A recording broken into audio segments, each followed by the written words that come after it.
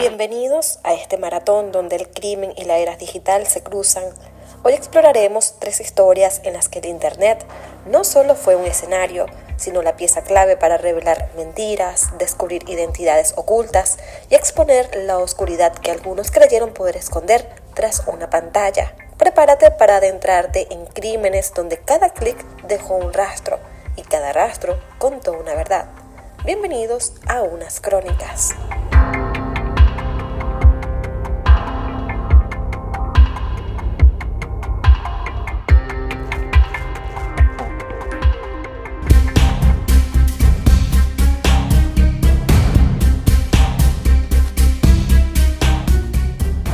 Del año 2000, una mujer llamada Janine acudió a la policía de Kansas City, Estados Unidos, a poner una denuncia por abuso sexual en contra de John Edward Robinson, un hombre de 57 años de edad. Sin embargo, ¿quién era realmente este sujeto? Él era conocido como un buen padre de familia, trabajador, emprendedor exitoso, activo en las juntas vecinales, que siempre estaba dispuesto a liderar, y también miembro y fundador de la iglesia presbiteriana del vecindario. Así era descrito John por todos sus vecinos, amigos y familiares. Estaba casado además con Nancy, con quien tenía 4 hijos. Pese a toda esta aparente vida normal que llevaba John, las autoridades no se sorprendieron cuando fue denunciado por abuso sexual, ya que desde 1999 habían comenzado a seguirle el rastro, debido a que coincidencialmente John figuraba como posible sospechoso en varios casos de abuso sexual y desapariciones de mujeres, tanto en Kansas como en Missouri. Además, John tenía antecedentes penales por fraude, estafa y también por malversación de fondos. Además de la denuncia por abuso sexual, recientemente otra mujer llamada Vicky había denunciado a John por haberle robado unos $700 en juguetes sexuales. A raíz de estas denuncias, el 2 de junio la policía logró obtener una orden de registro para así poder inspeccionar las propiedades de John. La policía también allanó una pequeña granja ubicada en Santa Barbara State Home Park. Esto ubicado también en Kansas, donde John Robinson vivía también con su esposa. En el lugar la policía pudo encontrar 2 barriles de metal y dentro de ellos 2 cuerpos en avanzado estado de descomposición. La autopsia reveló que se trataba de Suzette, de 28 años, que había desaparecido el 1 de marzo del año 2000, y también se encontraba Isabela Lewicka, una joven polaca de 21 años que no había sido vista desde el verano de 1999.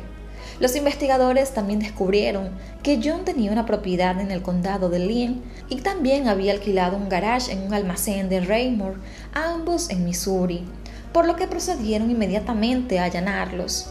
En Raymore, los detectives encontraron 3 barriles muy parecidos a los que habían encontrado en la granja, los cuales tenían arena de gatos, por lo que procedieron inmediatamente a abrirlos.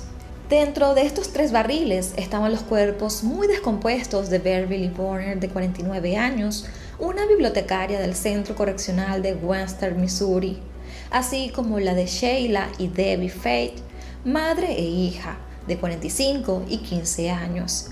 Las 3 víctimas estaban desaparecidas desde el año 1994. Con este descubrimiento, la policía arrestó inmediatamente a John Edward Robinson y a partir de aquí es cuando se realiza una extensa investigación sobre la vida de John, que era realmente escalofriante. John Edward Robinson nació el 27 de diciembre de 1943 en Illinois en una familia de clase trabajadora con 4 hermanos. John era el hijo del medio. Su padre era alcohólico y su madre era bastante estricta y religiosa. Para el año 1957, cuando tenía 14 años, se convirtió en un Boy Scout y ese mismo año viajó a Londres junto a un grupo de Scouts para así cantar frente a la reina Isabel II. Luego de graduarse de la secundaria, en 1961 comenzó a estudiar en Morton College en su ciudad natal, para así convertirse en técnico de rayos X. Sin embargo, pocos años después, abandonó esta carrera. Para 1964 se mudó a Kansas City, en donde conoció a Nancy Lynch, con quien posteriormente se casó y en 1965 tuvo su primer hijo de nombre John Jr. y luego en 1967 tuvieron a su segunda hija de nombre Kimberly, y 4 años después, en 1971, nacieron los gemelos Christopher y Christine. Pese a no haberse graduado de la universidad como técnico de rayos X, John consiguió un trabajo en un hospital ejerciendo esta carrera, y todo esto lo hizo usando credenciales falsas. En 1969 fue arrestado por malversar $33,000 del Dr. Wallace Graham, con quien éste estaba trabajando, y de esta manera fue creciendo su carrera delictiva. John fue acusado de robar mediante engaño y fue condenado a 3 años de libertad condicional. Hasta ese momento podemos decir que todavía los delitos que él cometía estaban bastante suaves, por así decirlo. Mientras este estaba en libertad condicional, también trabajó en una empresa de alquiler de televisores, en donde también robó mercancía y fue despedido poco tiempo después. Luego comenzó a trabajar como analista de sistemas en una petrolera, hasta que descubrieron que John había robado más de 6,000 sellos postales de la empresa. Inmediatamente fue despedido y acusado de robo, por lo que su libertad condicional se extendió. Ya para 1970 decidió mudarse a Chicago con toda su familia, y todo esto sin la autorización de su oficial de libertad condicional, pero consiguió un trabajo en una empresa llamada Illinois R.B. Jones como vendedor de seguros industriales. Allí también llegó a malversar más de $5,000 hasta que fue descubierto y también lo despidieron. Por este hecho fue detenido, pero su padre le dio el dinero para que éste pudiera regresarlo a la empresa y estos decidieron retirar los cargos. Luego regresó a Kansas y por haber violado su libertad condicional le extendieron los años nuevamente. En 1974 cumplió todos los años de libertad condicional y es allí cuando salió en libertad plena.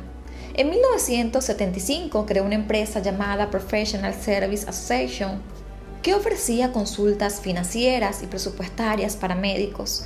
Había sido contratado por unos médicos de la Facultad de Medicina de la Universidad de Kansas para así administrar sus asuntos financieros. Sin embargo, pocos meses después retiraron sus servicios por varias irregularidades en las finanzas. Ya para el año 1977, la familia se mudó a las afueras de Kansas City y allí John comenzó a trabajar en su terreno y se dedicó a la agricultura hidropónica, un método para cultivar verduras en ambientes cerrados. Debido a esto fundó una empresa llamada Edo Group, con la cual estafó amigos y también vecinos. Durante todo este tiempo, la vida de fraudes y estafas de John estaba muy oculta. Él se había convertido en un Scoutmaster, daba clases de religión en la iglesia y era entrenador de béisbol. John aparentaba realmente tener una vida plena, feliz, ser un hombre perfecto.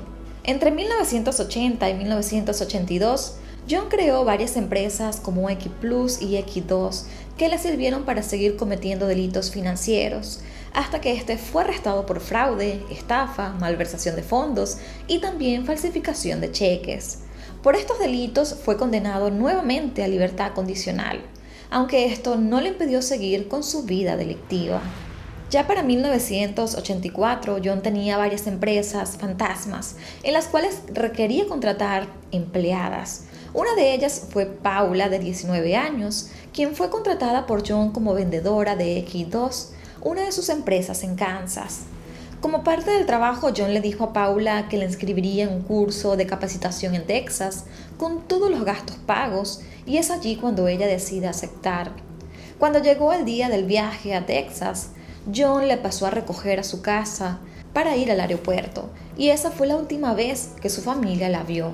Luego de no tener noticias de Paula por varios días, sus padres se preocuparon y denunciaron su desaparición a la policía. Las autoridades entrevistaron a John para buscar más información, pero él dijo que la había llevado al aeropuerto y que después de ahí no supo dónde estaba. Tiempo después, la familia recibió cartas de Paula en donde supuestamente ella estaba bien y no debían preocuparse por ella. Debido a que no tenían pruebas de que ella estuviera en peligro, la investigación lamentablemente fue suspendida. Ya para diciembre de 1984, John creó una organización llamada Kansas City Outreach, supuestamente con otros empresarios, la cual se encargaba de proporcionar alojamiento, capacitación laboral y cuidados de bebés para madres jóvenes solteras. Es así como John contactó a trabajadores sociales de Truman Medical Center y organizaciones sociales la cual se encargaba de ayudar a mujeres embarazadas para que estos participaran en el programa y así poder ayudar a más mujeres. Evidentemente las intenciones de John con estas organizaciones no eran para nada buenas. Este hombre estaba maquinando algo tremendamente grande. En realidad la policía llegó a la conclusión de que este hombre lo que quería era captar chicas jóvenes para poder secuestrarlas. Y todo esto usando estas fundaciones de por medio. De alguna forma, John convenció a las trabajadoras sociales de unirse a su organización y a inicios de enero de 1985 su plan dio frutos. El Truman Medical Center puso a John en contacto con Lisa, una chica de 19 años que el 3 de septiembre de 1984 había dado a luz a su hija Tiffany. Lisa se había separado de su esposo de nombre Carl, con quien se casó en agosto de 1984. John tomó el caso de Lisa y dijo que la llevaría a un departamento junto a su hija. Sin embargo, cuando John se presentó con Lisa, lo hizo bajo el nombre de John, es decir, falsificó su nombre y le prometió ayudarla a terminar la secundaria y con capacitación laboral. Pero en vez de llevarla al supuesto departamento, la alojó en el hotel de Overland Park. Para el 8 de enero de 1985, John le dijo a Lisa que se iría a Chicago, le pidió las direcciones de su familia y le hizo firmar varias hojas en blanco, todo esto con la excusa de que ella estaría muy ocupada en Chicago y él la podía ayudar a escribirle cartas para mantenerlas al tanto. La hermana de Carl, quien vendría siendo la cuñada de Lisa, era quien cuidaba a la niña Tiffany mientras Lisa salía a conseguir trabajo, pues ella estaba todavía muy bebé. Es así como el 8 de enero Lisa fue a casa de Katie a dejar a Tiffany y le contó que había conocido a un hombre llamado John Osborne que la ayudaría a conseguir un trabajo y que viajaría a Chicago con él para capacitarse. El 9 de enero, John pasó a buscar después a Lisa y a Tiffany en casa de Katie. La joven se fue del lugar sin muchas de sus pertenencias y dejando su auto allí. A la mañana siguiente, el 10 de enero, Katie llamó al hotel en donde estaba hospedándose Lisa, pero uno de los empleados le dijo que ella no se encontraba allí y que la habitación había sido pagada por un tal John Robinson, con una tarjeta corporativa de la empresa X2. Después de saber la verdadera identidad de este hombre, Katie y su esposo fueron a la oficina de John para confrontarlo sobre el paradero de Lisa, pero este simplemente los echó del lugar, por lo que fueron a la comisaría a poner la denuncia por desaparición. La policía entrevistó a John sobre el caso de Lisa y su hija Tiffany, pero este les dijo que ella había huido a Colorado con un hombre llamado Bill. Además, al igual que en el caso anterior, el de Paula, su familia comenzó a recibir unas extrañas cartas de parte de Lisa. Pese a todo esto, la policía no investigó a fondo el caso de Lisa y así como en el caso de Paula, simplemente quedó suspendido. En esos mismos años, John también desarrolló un interés por las prácticas sadomasoquistas, el BDSM, y además de ponerlas en práctica con sus parejas sexuales, vio una forma también de ganar dinero creando una compañía que ofrecía estos servicios. John se encargaba de conseguir chicas jóvenes por anuncios de periódicos, en los que prometía un gran trabajo, mucho dinero, viajes y ropa, lo cual era muy atractivo para chicas vulnerables que estaban en mala situación económica. Una de ellas fue Teresa Williams, de 21 años, a quien John Robinson prostituyó bajo chantajes, amenazas y drogas. John hacía pasar a Teresa como una empleada de su empresa, pero la realidad era que él las prostituía con otros hombres de negocios. Algo importante que hay que mencionar en este punto es que los agentes del FBI en Kansas estaban tras el rastro de John Robinson por todas sus implicaciones con las desapariciones de Paula, Lisa y su hija Tiffany. Sin embargo, pese a las sospechas, no tenían ninguna prueba para arrestarlo, ni mucho menos para acusarlo. Cuando la policía se enteró de la red de prostitución que tenía John, entrevistaron inmediatamente a Teresa Williams sobre su relación laboral con el hombre y pese a negarse a colaborar en un principio, luego de saber los registros criminales que poseía este hombre, contó inmediatamente la relación que ella tenía con él y también dijo que había sido agredida por John con un arma. Pese a todo esto, la policía no tenía más que el testimonio de Teresa. Sin embargo, pudieron arrestarlo por llevar un arma y también por darle drogas a la joven, lo cual violaba los términos de su libertad condicional. John después fue arrestado, pero poco tiempo después salió en libertad bajo fianza, e interpuso una apelación, lo cual terminó ganando impresionantemente, asegurando que le habían violado sus derechos constitucionales al no permitírsele confrontar el testimonio de Teresa. Todo esto había sucedido porque desde que Teresa declaró ante los oficiales, ella fue puesta también en un programa de protección de testigos porque temían que su vida corriera peligro, por lo que ella jamás se presentó en la corte, ni John pudo verla luego de su declaración. Así que John seguía libre, pero en 1986 fue acusado nuevamente por varios delitos de fraude y estafa. Por esto se llevó a cabo un juicio en donde fue declarado culpable y debido a su reincidencia en estos delitos, en mayo de 1987 fue enviado a la cárcel de Kansas para cumplir una pena de entre 6 a 19 años de prisión. Sin embargo, a inicios de 1987, poco antes de que John fuese enviado a prisión, una joven de 27 años llamada Catherine fue reportada como desaparecida, luego de que viajara de su ciudad de Wichita Falls, en Texas, hasta Kansas City. Esta joven también había hecho este viaje para aceptar un trabajo que había visto en un anuncio de periódico. Las autoridades no habían podido relacionar el caso de Catherine con John Robinson, pero la historia era muy similar a las de Lisa y también de Paula. Mientras John estaba en prisión, también fue un recluso modelo, por así decirlo, ya que tenía un buen comportamiento. A este lo consideraban como un hombre inteligente, siempre estaba activo, le gustaba ayudar, trabajar y también era coordinador en la oficina de operaciones de mantenimiento de la cárcel. Así que varios expertos de la prisión de Kansas consideraban que John era una persona pacífica y que no era peligrosa para la sociedad, por lo que solo 4 años después de su condena, que era un mínimo de 6 años, en enero de 1991 este fue puesto en libertad condicional nuevamente. Sin embargo, luego de salir de la prisión de Kansas, debía enfrentar otras acusaciones por fraude en Missouri, por lo que también fue arrestado y enviado al Centro Correccional de Western Missouri.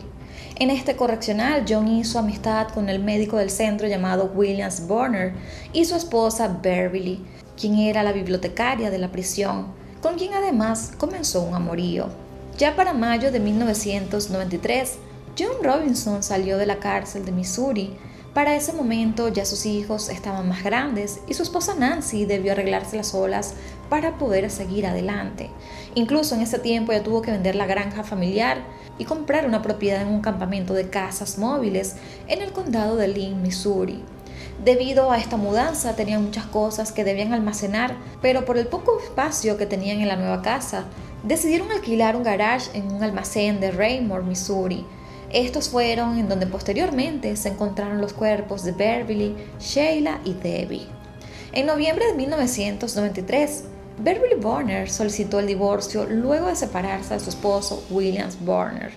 Y en 1994, ella se mudó de Missouri a Kansas simplemente para estar más cerca de John. Se supo que Beverly había sido asignada como presidenta del Hydro Group, la empresa agricultora de John, pero desde que se mudó a Kansas, su familia no supo más de ella.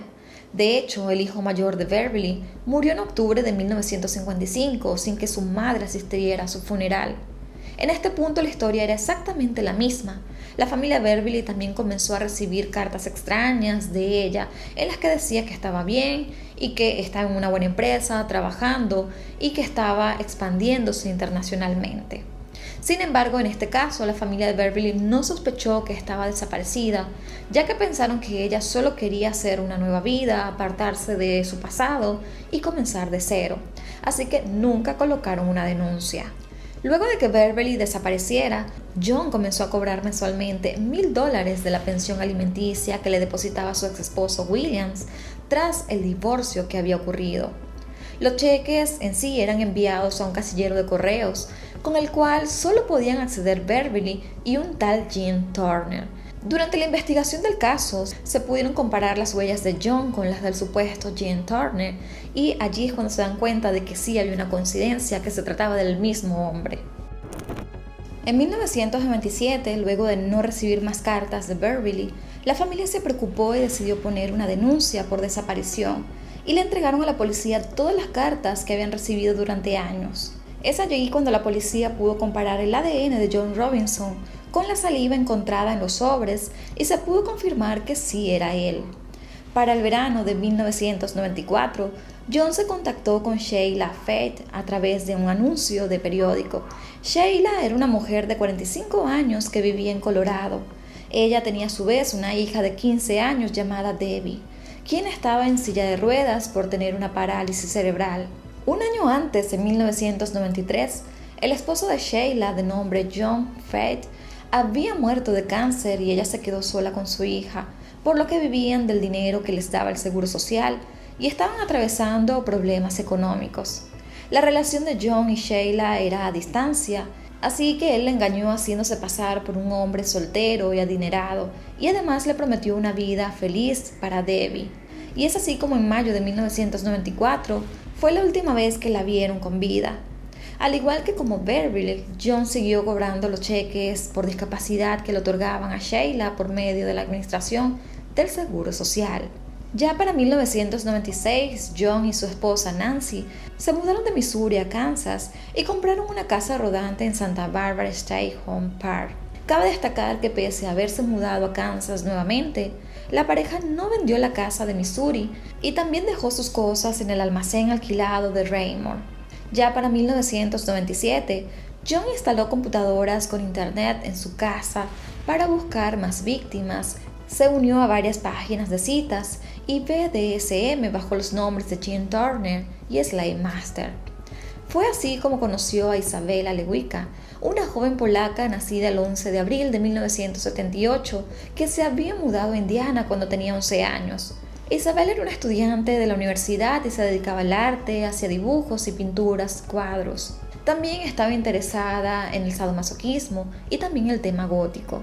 En junio de 1997, Isabela le dijo a sus padres que un hombre de Kansas le había ofrecido unas pasantías para ilustrar libros. A pesar de que sus padres no estaban de acuerdo, el 8 de junio de 1997 decidió irse a Kansas y le dio una dirección de una oficina de correos. Luego de no saber nada sobre su hija por un par de meses, los padres de Isabela decidieron viajar a la oficina de correos en Kansas para buscar información sobre números telefónicos o direcciones, pero los empleados del lugar se negaron a darle esa información ya que era privada, por lo que se regresaron a Indiana sin tener respuestas. Sin que sus padres supieran, Isabela había firmado un contrato de amo-esclavo para prácticas sadomasoquistas con John Robinson y se había mudado con él a un departamento del sur de Kansas City. La relación entre esta pareja se basaba en tener sexo sadomasoquista y cumplir las reglas de esclavo. Usualmente Isabel usaba un collar de perros y vestía de negro. Por su parte, John cubría los gastos de la joven y el alquiler del departamento en donde ella estaba quedándose. Ya para enero de 1999, Isabela se mudó a otro departamento y John le presentó a sus allegados como una diseñadora gráfica que trabajaba para su empresa. La relación de Isabela y John fue bastante pública a diferencia de los otros casos y también duró bastante. En ocasiones ella se presentaba como su esposa y él la presentó con muchos socios y empleados. Para ese momento, él todavía estaba casado con Nancy. Según el testimonio de la esposa de John, en 1997 ella supo sobre esta relación que él tenía con Isabela, pero pensó que era simplemente una amante más que con los meses se acabaría. Pero con el tiempo se dio cuenta que la relación que ellos tenían sí era especial e incluso pensó que John la dejaría en algún punto para irse con Isabela. Sin embargo, ya para agosto de 1999, esta jovencita Isabela desapareció repentinamente de la vida de John. Él dijo que la policía la había encontrado fumando marihuana y por eso fue deportada a Polonia. Isabela nunca más fue vista con vida a partir de ese entonces. Al igual que con otras víctimas, los padres de Isabela recibieron correos electrónicos extraños que los hacían muchas veces dudar un poco de su autenticidad.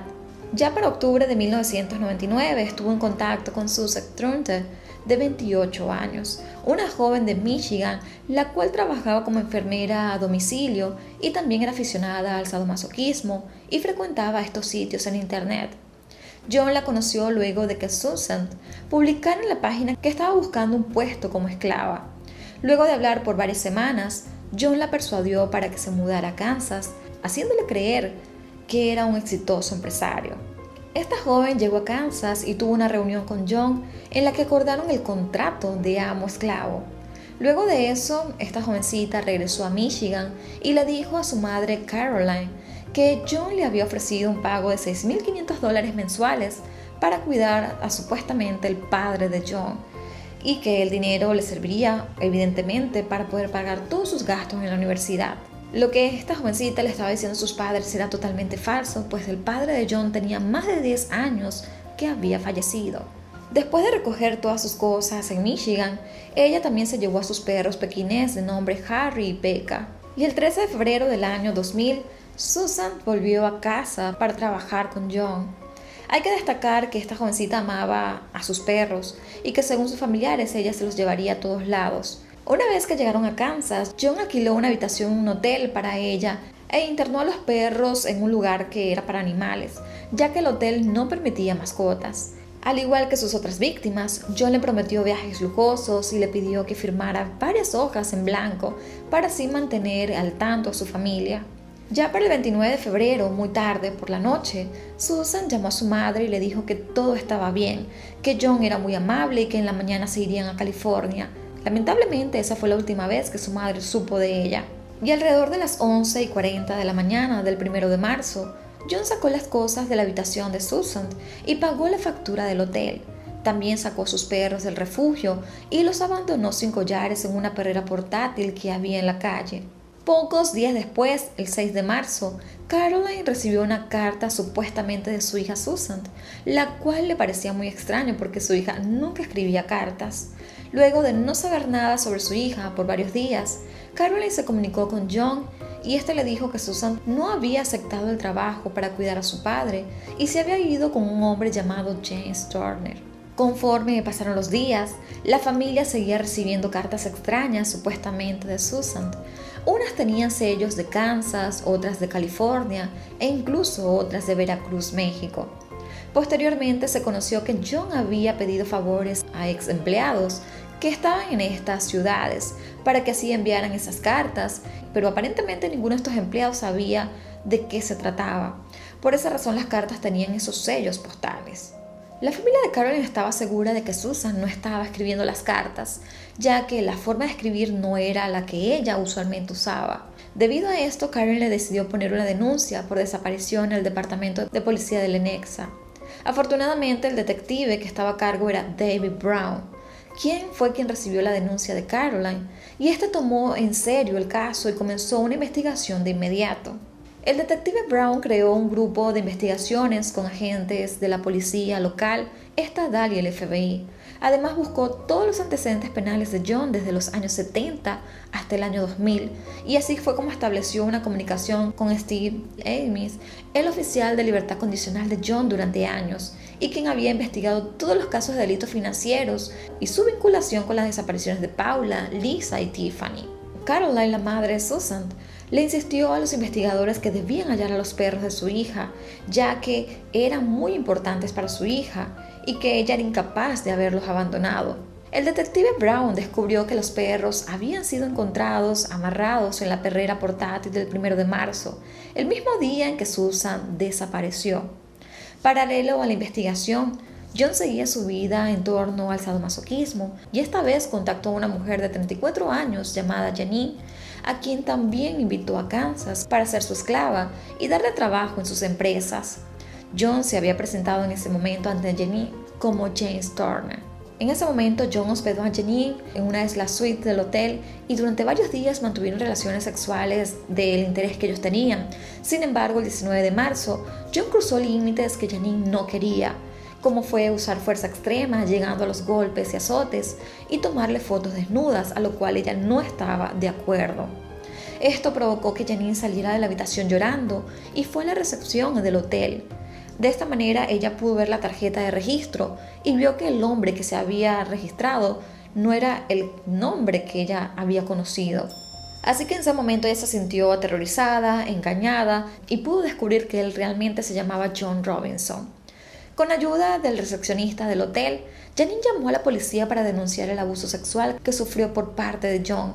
Y coincidencialmente quien atendió la llamada fue el detective David Brown.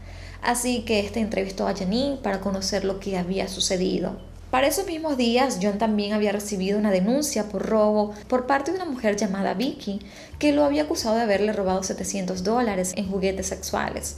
Finalmente, el 3 de junio del año 2000, la policía obtuvo una orden de registro de las propiedades de John Robinson, incluyendo la pequeña granja en la que aún vivía con su esposa Nancy, que estaba ubicado en Santa Bárbara State Home Park.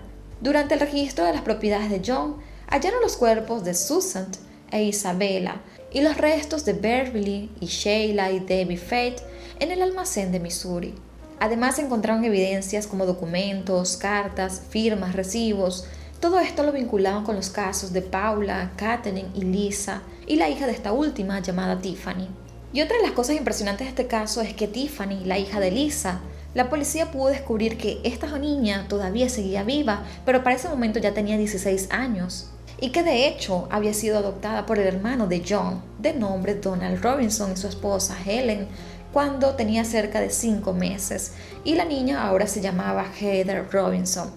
Según las investigaciones y el testimonio de Donald, para enero de 1985 él y su esposa tenían varios años intentando tener un hijo propio, pero después decidieron adoptar ya que no podían tener uno. Y es allí cuando un día John les dijo que tenía unos contactos que podían ayudarle para que ellos pudieran adoptar. Donald y Helen volaron desde Chicago hasta Kansas a las oficinas de la empresa de John. Justamente allí firmaron lo que parecía ser unos papeles de adopción y le pagaron a John $5,500 en efectivo. Ese mismo día fueron a la casa de John y Nancy les entregó la bebé. John les dijo que la pequeña había quedado huérfana luego de que su padre la abandonara y que su madre se suicidara pocos meses antes. Inicialmente se comprobó la identidad de Tiffany Stacy comparando sus huellas dactilares con las del hospital donde ella nació. Luego se pudo confirmar gracias a que también se le realizó una prueba de ADN con su padre biológico de nombre Carl Stacy. Entonces se llegó a la conclusión de que John pudo haber asesinado a Lisa para poder robarle a Tiffany y así cobrarle dinero a su hermano Donald, falsificando todos los documentos de adopción. Por otra parte, los cuerpos de todas las víctimas fueron identificadas gracias a los registros dentales y la autopsia determinó que todas habían muerto a causa de uno o más golpes en la cabeza con algún objeto contundente, debido a que todas tenían fracturas en sus cráneos. Pese a los esfuerzos de las investigaciones, los cuerpos de Paula y Lisa Stacy y Katherine nunca fueron encontrados. Ya para julio del año 2000, la fiscalía acusó a John Robinson de 5 cargos de homicidio en primer grado por los 5 cuerpos hallados en sus propiedades, y pese a no haber encontrado el cuerpo de Lisa, también presentaron cargos por este. En Kansas se presentaron 2 cargos de homicidio capital, esto por Isabella y Susan, que llevaban a la pena de muerte, y un cargo de homicidio en primer grado por Lisa, el cual la pena máxima era de cadena perpetua. Esto sucedió así porque cuando Lisa fue asesinada, la pena de muerte no era legal en Kansas. También se presentaron cargos por robo, secuestro, falsificación y por todo lo que les acabo de contar. Por otra parte, los cargos por los homicidios de Beverly, Sheila y Debbie Faith fueron presentados aparte en un juzgado de Missouri, y por los casos de Paula y Katherine no se presentaron cargos porque no habían suficientes pruebas físicas. Sin embargo, ya la fiscalía para ese momento se sentía bastante segura con toda la información que tenían y sentían que tenían solidez para presentar este caso y condenar a este hombre. Pese a que el juicio estaba pautado para principios del año 2002, por diversos problemas se inició fue el 7 de octubre de 2002, casi que finalizando el año. En sí, este fue uno de los juicios más largos que se conoce de la historia de Kansas, pues habían cientos de pruebas y más de 100 testigos. El caso fue bastante mediático y también se conoció en los medios de comunicación como el primer asesino en serie de Internet, o Slave Master, debido a que sus víctimas más recientes fueron atraídas mediante páginas web. Asimismo, fue un caso lleno de amarillismo y morbo debido a las prácticas sexuales de John, los cuales compartía con varias de sus víctimas. Algo que ayudó a reconstruir todo este caso y todo lo que les acabo de contar fue evidentemente los testigos, todas las pruebas que se presentaron. Todo esto ayudó a que se pudiera reconstruir a plenitud el largo historial de John Robinson. En este juicio también se pudo conocer que John habría ganado cientos de miles de dólares cobrando los cheques de pensión alimenticia de Beverly y los cheques también por discapacidad de Sheila y Debbie. Debido a que él no quiso colaborar con los detectives, No hay una razón muy clara del por qué él cometió estos crímenes, qué fue lo que lo motivó, pero se cree que realmente cada crimen tuvo una motivación diferente. En algunos casos parecía que la motivación era el dinero, mientras que en otros parecía ser la actividad sexual violenta o los deseos simplemente de matar.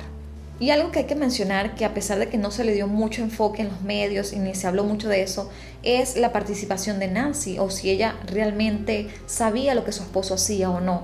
El punto es que ella nunca fue considerada cómplice ni fue enjuiciada, pero algunas personas consideran que es casi imposible que ella no se diera cuenta de todo lo que su esposo hacía. Pero ella en el juicio llegó a decir que lo único que ella supo fueron de las estafas por las veces que también él terminó en la cárcel y era evidente que ella se daba cuenta, pero no de los crímenes.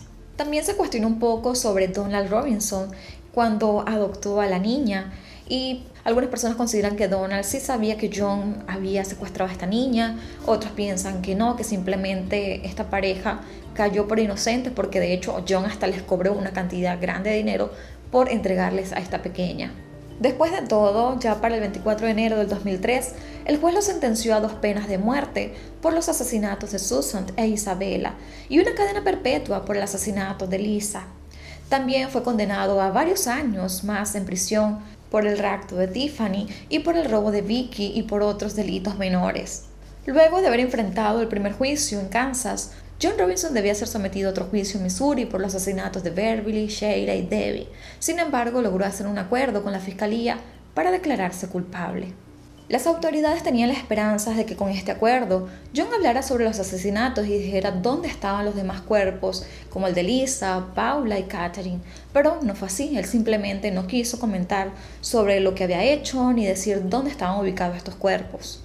Así que hasta el momento, hasta el día de hoy, 2021, no se sabe dónde están los restos de estas mujeres.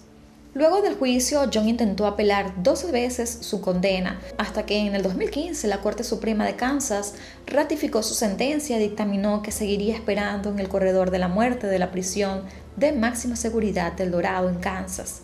Actualmente, John Robinson tiene 76 años y está a la espera de su ejecución. En cuanto a su esposa, Nancy, se conoció que en el año 2005 solicitó el divorcio y actualmente no se sabe sobre su paradero. En el año 2006, Heather, o mejor dicho Tiffany Stacy, presentó una demanda en contra del Truman Medical Center y una trabajadora social por poner a Lisa en contacto con John Robinson en 1984. Tiffany llegó a un acuerdo con el hospital y le dieron una recompensa económica que no se develó. Ese mismo año, Tiffany ganó también un juicio para evitar que John Robinson se beneficiara de cualquier tipo de venta de material biográfico o audiovisual sobre los casos. A pesar de que él no se puede lucrar en nada de esto, de crear un libro, de hablar o dar entrevistas, él ha sido conocido como el primer asesino en serie de Internet. También ha sido llevado su caso a varias series de televisión, documentales de crímenes reales, y es lo que se conoce hasta el día de hoy sobre él. Y pues simplemente se está esperando a que se cumpla su condena. Odalis Baquiata era una joven madre de 27 años que desapareció la noche del 30 de marzo de 2024. Esto era un sábado de Semana Santa, en medio de una carretera en Bolivia. Odalis había acudido a la localidad de Tacaña, en el municipio de Coroico, con su novio Joel Sebastián Pérez González, quien tenía 25 años, para asistir a un evento de música que se estaba realizando ese fin de semana. Su novio aseguró que mientras regresaban en el auto de Odalis hacia La Paz, ciudad en donde ambos residían, tuvieron una discusión que generó que en la localidad de Yolosita, Odalis decidiera bajarse de su propio auto e irse a pie hacia una parada de taxis para tomar uno hacia su casa. Según el relato de Joel, ambos habían ingerido bebidas alcohólicas durante la tarde, por lo que, luego de que su novia se bajó del auto molesta, él se quedó dormido dentro, aunque supuestamente luego se despertó con una llamada de ella en la que le pedía que fuera a buscarla. Mientras conducía por el lugar, Joel fue detenido por una patrulla policial, quien le confiscó el auto por manejar en estado de ebriedad. Después de intentar comunicarse con Odalis sin ningún éxito, Joel decidió llamar a la familia de la chica y a su ex esposo, Sandrak Quiroz, para preguntarles si ella había llegado a La Paz, cosa que evidentemente no sucedió. Ahora bien, digamos que esta es como la primera versión bastante resumida de la que dio Joel a la policía y a la familia de Odalis. Pero sucede que durante las siguientes horas el chico cayó en una serie de contradicciones que hicieron que este caso fuese sumamente complejo y también tardado. Para poder entender ahora mejor la situación, es muy importante conocer un poco sobre la vida de Odalis y todo lo que tiene que ver su entorno familiar. Odalis Ivania Baquiata Quispe nació el 22 de mayo de 1996 en La Paz, Bolivia. Esto quiere decir que para el momento de su desaparición, ella estaba a escasos 2 meses de cumplir 28 años. Durante la secundaria, Odalis conoció a Sandra Quiroz y en el 2017, siendo ambos muy jóvenes, decidieron casarse y comenzar su vida juntos, y 3 años después tuvieron a su hijo. Pero como sucede en muchos de estos casos, la dinámica matrimonial cambió con la llegada de un bebé y esto también generó muchos problemas entre ellos, provocando así la separación de la pareja en el año 2021. Al inicio, Odalis se quedó con la custodia total del niño, pero con los meses y también transcurriendo más el tiempo, poco a poco Sandra fue teniendo cada vez más participación del cuidado y la crianza de su hijo. Ambos mantuvieron una relación muy cordial por su bebé y establecieron dinámicas y horarios que los dos cumplían siempre. Usualmente, Odalis estaba a cargo de su hijo de domingo a jueves y Sandra los viernes y sábados. Estos 2 días, Odalis los aprovechaba para compartir con sus amigos, poder salir y hacer quizás viajes cortos o alguna otra actividad para ella, además de trabajar. El fin de semana de su desaparición ocurrió justamente esto. Odalis planificó un viaje con su novio Joel para el día sábado 30 de marzo para asistir a un festival de música aprovechando el feriado de Semana Santa, y Sandra se quedó con el pequeño. Odalis estudió la carrera de Comunicación Social en la Universidad Privada del Valle, Bolivia, conocida como Univalle, y tras graduarse, con mucho esfuerzo se dedicó a trabajar en su propio negocio. En el año 2023, Odalis conoció a Joel Pérez en la fiesta de una amiga que tenían en común, y según el relato de Joel, Odalis era mucho más introvertida, así que él fue quien se acercó a ella y se presentó. Poco después se encontraron en otra fiesta y estuvieron conversando. Luego Joel le pidió su contacto y comenzaron a hablar. Para el momento de los hechos, Joel tenía 25 años y estaba en su último año de la carrera de Ingeniería Civil en la Universidad Católica Boliviana San Pablo y tenía una relación de tan solo 8 meses con Odalis. Continuando con la investigación del caso, también se conoció que la familia y amigos de Odalis apenas supieron de lo ocurrido. Decidieron ir a la región de los Yungas para poder buscarla. Pero también cabe destacar que la carretera en la que supuestamente desapareció Odalis es una zona montañosa, llena de acantilados y bastante peligrosa. Las autoridades también hicieron sus respectivas búsquedas y a medida que el caso se hacía más y más conocido, los esfuerzos por encontrarla aumentaban. Incluso llegaron a participar en la búsqueda diferentes departamentos de policía, bomberos, rescatistas, incluso la Fuerza Aérea y las Fuerzas Armadas. Además, se empleó el uso de perros entrenados, drones y helicópteros. Durante los primeros días de esta búsqueda hubo varias interrupciones debido a las condiciones climáticas del área. Así que para ese momento ya habían comenzado a buscar en los barrancos de la zona de Unduabi, ya que también se manejó la hipótesis de que quizás Odalis, en medio de la noche, la oscuridad, donde no tenía mucha visión, pudo haberse caído por algunos de estos barrancos. Pero como mencioné anteriormente, en cuestión de horas, Joel también ya había estado dando diferentes versiones de lo que supuestamente le sucedió a Odalis. Incluso cayó en una de estas contradicciones absurdas y descaradas. Digamos que el inicio de su relato es lo único que ha sostenido durante todo el tiempo. Para la mañana del 30 de marzo de 2024, Joel y Odalis salieron de La Paz y condujeron hacia la región de Tocaña, donde asistieron a una fiesta de música afroboliviana y tenían planeado visitar algunos lugares turísticos. Posteriormente salieron a la luz varios videos en donde se logra ver a Odalis bailando con Joel en la fiesta, y al parecer también habían comenzado a ingerir bebidas alcohólicas. Según le dijo a Brian Paquiata, el hermano mayor de Odalis, y a Sandra Quiroz, el ex esposo de la joven, ellos habían tenido una discusión en el lugar donde se estaban hospedando porque mientras estaban en la piscina, él vio a unas chicas y Odalis se puso celosa. En una entrevista que tuvo Joel con la comunicadora Melanie Torrico, aseguró que si bien no consideraba que tenía una relación tóxica, Odalis le revisaba el teléfono porque a él le gustaba ver chicas y en sus relaciones anteriores había sido infiel. Supuestamente, luego de discutir en la piscina, Odalis comenzó a recoger sus cosas y se fue en su auto para regresar a La Paz esa misma tarde. Joel afirmó que cerca de las 6 de la tarde, Odalis lo llamó y le pidió que fuera a ayudarla porque se había encunetado, y él de inmediato acudió hasta el lugar para ayudarla.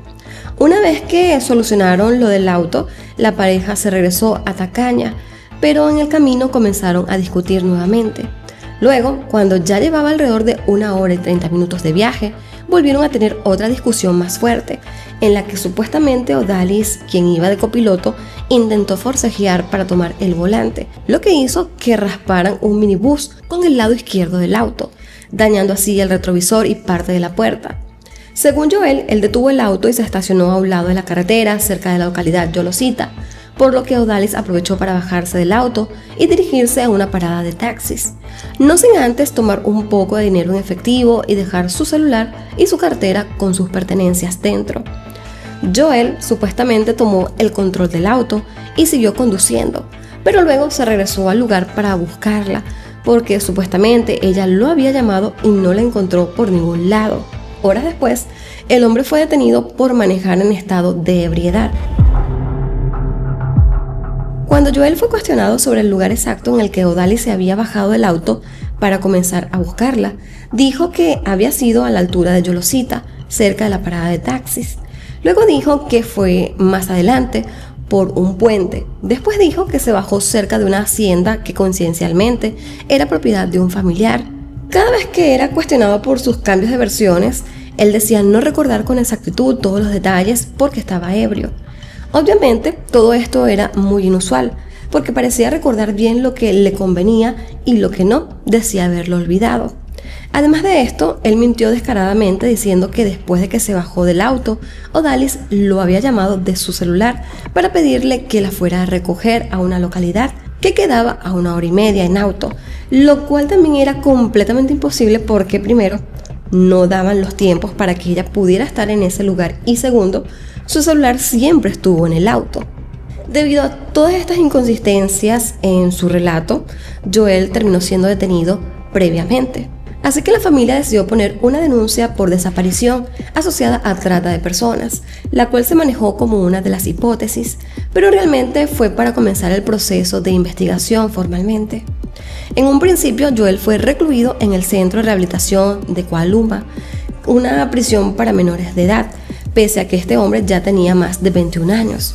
En su primera audiencia, la jueza consideró que en el penal de San Pedro, que era uno de los centros donde le correspondía estar, había también una crisis por hacinamiento y que al no haber confirmación de un delito de asesinato, no podía ser enviado a este penal, que es una cárcel de máxima seguridad.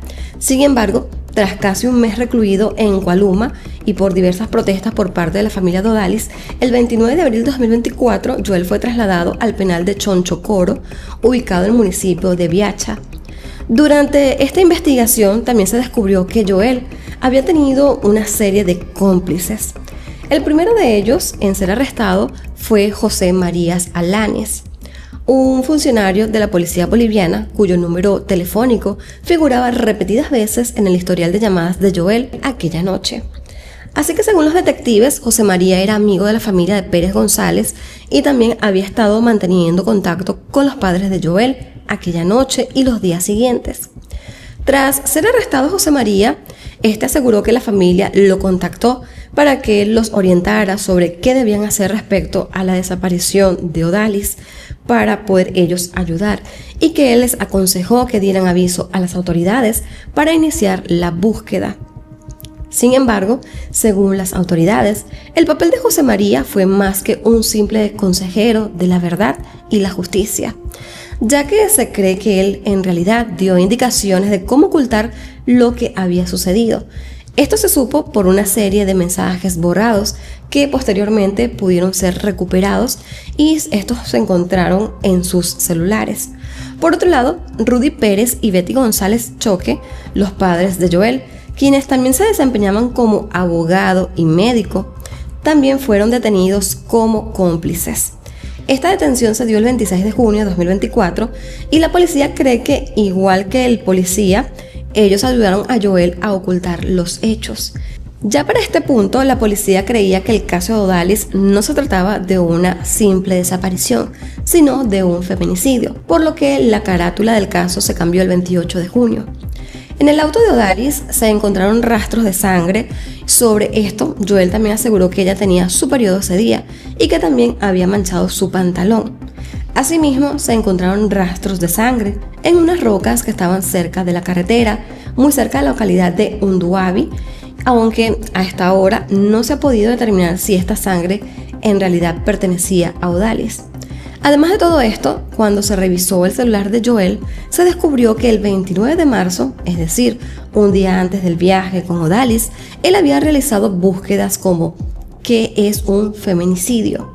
¿Cuántas palas de tierra caben en una carretilla?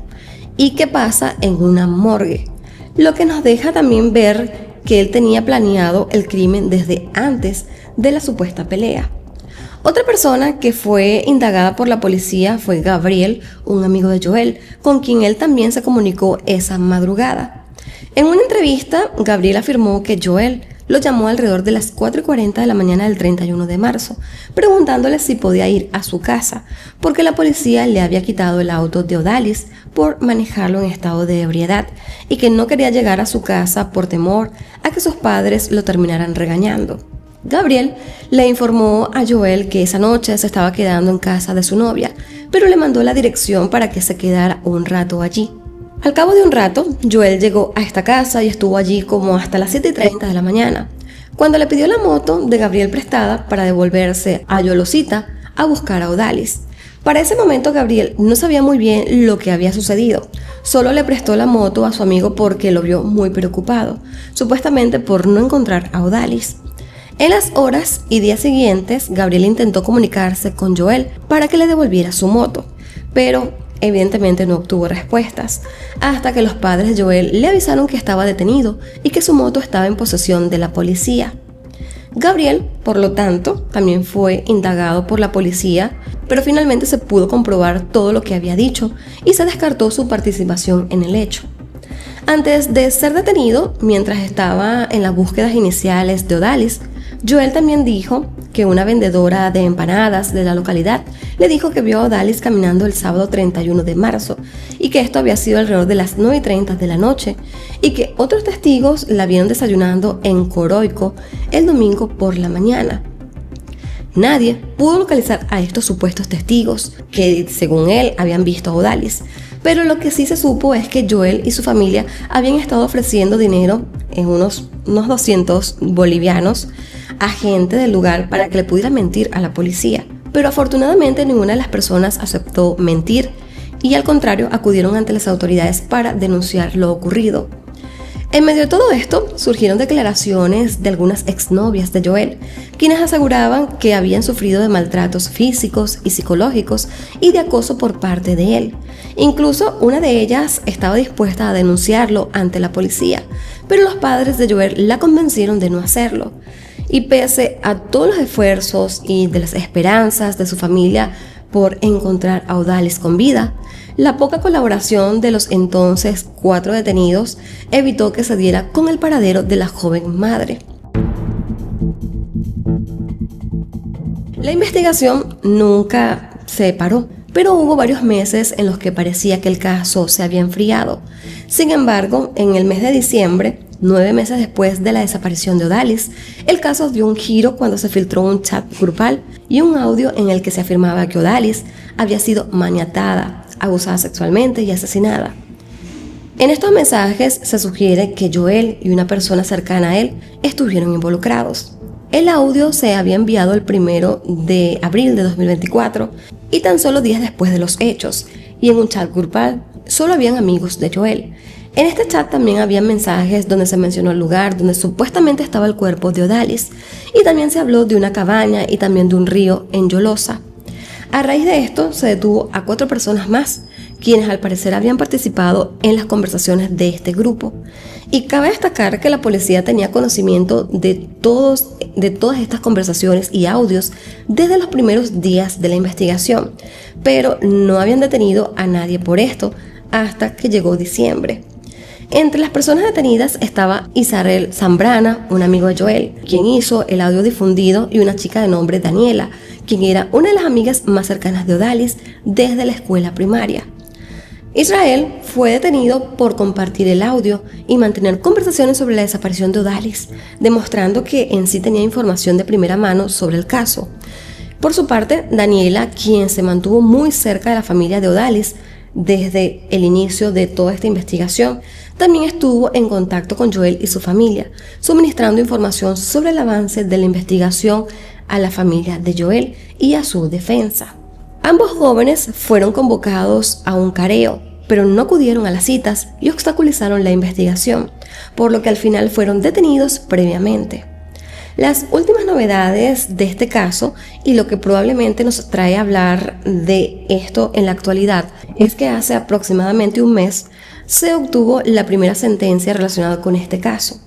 Israel Zambrana decidió aceptar su responsabilidad en los hechos y confirmar que Odalis fue víctima de feminicidio, aunque en este caso no dio información de dónde estaba su cuerpo, supuestamente porque en realidad lo desconocía. Y es por esto que el 8 de abril de 2025 Israel recibió una sentencia de 2 años de prisión, pero obtuvo un perdón judicial por su colaboración, y después de cumplir solo 4 meses de prisión quedó en libertad. Al día de hoy está prácticamente confirmado que Odalis Baquiata ya no está con vida, pero lamentablemente no se ha dado con la ubicación de su cuerpo. Ninguno de los involucrados, que en este caso son bastantes, no han querido dar información al respecto y se escudan en su derecho a permanecer en silencio, pese al sufrimiento de la familia de Odalis y al de su madre, Mabel Quispe, quien ahora solo pide que le entreguen su cuerpo para poder darle una digna despedida. El equipo legal de la familia Baquiata Quispe ha informado que si no surgen más situaciones que retrasen el proceso, pronto se dará inicio al juicio oral de los demás implicados, y que desde la querella de la familia pedirán 30 años de prisión para Joel por el delito de feminicidio y 15 años para los cómplices, como en este caso los padres y el policía involucrado, por el delito de feminicidio en grado de complicidad. Por su parte, Daniela también podrá enfrentar un juicio por encubrimiento, aunque no está claro si podrá obtener la misma sentencia que Israel de 2 años. Se estima que hay alrededor de 260 pruebas que demuestran la culpabilidad de Joel en el feminicidio de Odalis, que incluyen las declaraciones de los testigos que estaban en Tocaña, el rastreo satelital y los análisis a los dispositivos móviles.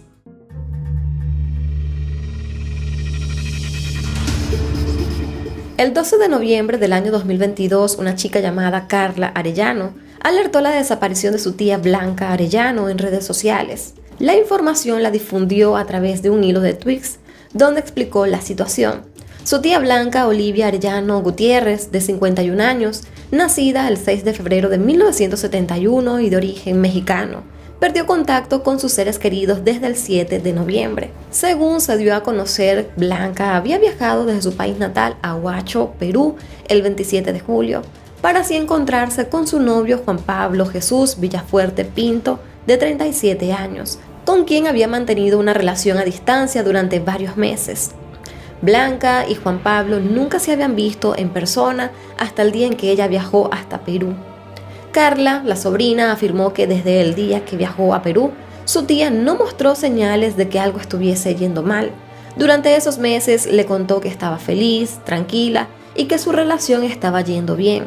Sin embargo, las alarmas se encendieron cuando, al escribirle a Juan Pablo para preguntarle por Blanca, ya que habían pasado varios días sin poder comunicarse con su tía, este hombre le dijo que no sabía nada de ella desde hace varios días y que se había ido de Huacho a Lima para comprar un boleto de regreso a México. También dijo que quizás su teléfono o su batería dejaron de funcionar. Esto causó muchas sospechas en Carla, por lo que decidió hacer el hilo de tweets pidiendo ayuda a la comunidad de Huacho y a las autoridades peruanas, que rápidamente tomó notoriedad. A raíz de esta denuncia pública, las autoridades peruanas emitieron una alerta de desaparición. Mientras se llevaba a cabo la búsqueda de Blanca, Juan Pablo se defendió en redes. En una publicación de la noticia en Facebook, donde aparecía su foto, el hombre escribió que él no era ningún novio y que Blanca era indigente sin lugar donde vivir, por lo que su único delito fue alcanzarle dinero. Cabe destacar que antes de comentar la publicación, este sujeto se cambió su foto de perfil en Facebook por un avatar.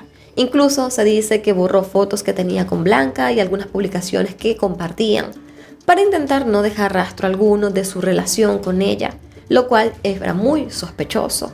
Blanca y Juan Pablo se habían conocido en el año 2020 a través de una plataforma de streaming de videojuegos en Facebook, donde Juan Pablo hacía streamings, compartían publicaciones en sus perfiles e incluso se felicitaban en sus cumpleaños. Según las investigaciones, luego de que Blanca llegó a Perú, ella se quedó en Huacho en una habitación que Juan Pablo estaba alquilando. Esto fue corroborado por la dueña de la casa, quien afirmó haber visto a Blanca alojándose en la habitación con Juan Pablo. Pero el temor de la familia de Blanca se convirtieron en una terrible realidad cuando se enteraron que un par de días antes de que se reportara su desaparición, las autoridades habían encontrado restos descuartizados de una persona, entre los que estaban una cabeza sin rostro, un brazo, un dedo con un anillo de plata puesto. Estos fueron encontrados en una playa de Huacho. Lo perturbador de este hallazgo es que el dedo le habían quitado las huellas dactilares. Sin embargo, las autoridades pudieron comparar el anillo que habían encontrado en este dedo con varias fotos de Blanca y se dieron cuenta de que tenían muchas similitudes. Posteriormente, en una playa cercana al lugar donde se encontraron estos restos, se halló un torso sin órganos, el cual estaba colocado sobre un bloque de madera. Era bastante evidente que todas las partes pertenecían a una sola persona y que el autor del crimen quería evitar que pudiera ser identificado.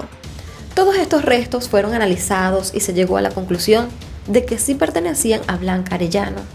Evidentemente, todas las sospechas de este terrible asesinato recayeron sobre Juan Pablo, quien previamente había ido a la comisaría a declarar y este había dicho que no sabía nada sobre la mujer y que él se encontraba en Lima los días en los que ella estuvo desaparecida. No obstante, el 15 de noviembre las autoridades allanaron la casa donde el hombre alquilaba para colectar pruebas. En esta habitación se encontraron cabellos de Blanca, algunas ropas y una bandera mexicana. Además, con la prueba del luminol, se evidenció que habían limpiado sangre de las paredes de la habitación, del baño y una gran mancha en el colchón. Al día siguiente se emitió una orden de arresto en su contra. Los agentes fueron a buscarlo para arrestarlo, pero no lo encontraron. Así que se convirtió en un prófugo de la justicia. Ya para el 17 de noviembre, Juan Pablo fue encontrado en una casa ubicada en San Juan del Lurigancho, donde se estaba escondiendo. Allí este fue arrestado y posteriormente se le acusó de feminicidio, tráfico de órganos y trata de personas. El juez le ordenó prisión preventiva por 9 meses mientras se llevaba a cabo las investigaciones. Según algunos medios, su mejor amigo Epson Amir Flores Obregón fue citado para declarar y se tiene la sospecha de que lo ayudó de alguna manera, por lo que podría enfrentar también cargos por complicidad. Las autoridades descubrieron también algunos videos de Juan Pablo comprando cloro o lejía en un supermercado local, y esto fue el 8 de noviembre, lo que desmoronaba por completo su versión de que supuestamente él estaba en Lima cuando Blanca desapareció. También se conoció que el hombre, quien era estudiante de medicina, subió varios videos a la red social de TikTok poco después de la desaparición de Blanca, y en estos videos se mostraba diseccionando órganos humanos, y entre ellos un páncreas, un estómago y un cerebro. Hasta ahora no se sabe si esos órganos pertenecían a Blanca, pero se está presumiendo que quizás eran de ella. Debido a lo reciente del caso, solo se ha realizado una audiencia en noviembre del año 2022, en lo cual Juan Pablo habló de una manera bastante fría e incluso quiso victimizarse diciendo que no estaba acostumbrado a vivir en las condiciones de la cárcel. Habló sobre tener que compartir el baño, no asearse correctamente durante 3 días o dormir casi que en el suelo. No tengo costumbre, señor fiscal, como ser humano, de dormir en el suelo días, de dormir enmarrocado hacia la espalda. Juan Pablo también negó las acusaciones de la fiscalía y dijo que las manchas de sangre dentro de su habitación podían haber sido lavadas por otra persona que arrendó el lugar, y aseguró que no sabía nada sobre la mancha gigante del colchón porque lo compró de segunda mano. Ya para el 28 de diciembre del año 2022 se encontró un pie en estado de descomposición en el distrito de Carquín, Huaura. Algunos medios reseñaron que se trataba de una de las partes faltantes del cuerpo de Blanca. Luego de 3 meses, el 16 de febrero del año 2023, la hermana de Blanca, Alexandra Arellano, pudo retirar los restos de su hermana, que luego fueron incinerados y repatriados a México. En una entrevista otorgada al canal mexicano Azteca TV, Alexandra le dio las gracias al pueblo de Huacho por toda la ayuda recibida e indicó que confiaba en las autoridades peruanas para poder conseguir justicia.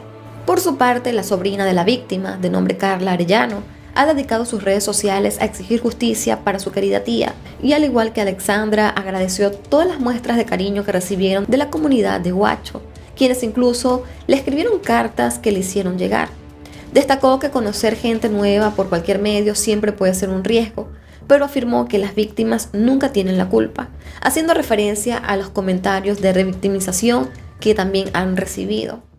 Por los momentos, esto es todo lo que se sabe con respecto al caso, el cual aún está bajo la investigación, y también se está investigando la vinculación de Juan Pablo con una red de tráfico de órganos. Antes de despedirme, voy a estar dejando en pantalla todas mis redes sociales por si desean seguirme y estar en un mayor contacto conmigo. También les recuerdo que una forma de apoyar el contenido que estamos realizando es dándole un me gusta y compartiéndolo con cada uno de sus amigos. No olviden también de suscribirse y de activar la campanita de notificación para que así YouTube les avise cada vez que yo suba un nuevo video. Sin más que agregar, yo los quiero muchísimo, me despido y nos vemos hasta un próximo video. Bye bye.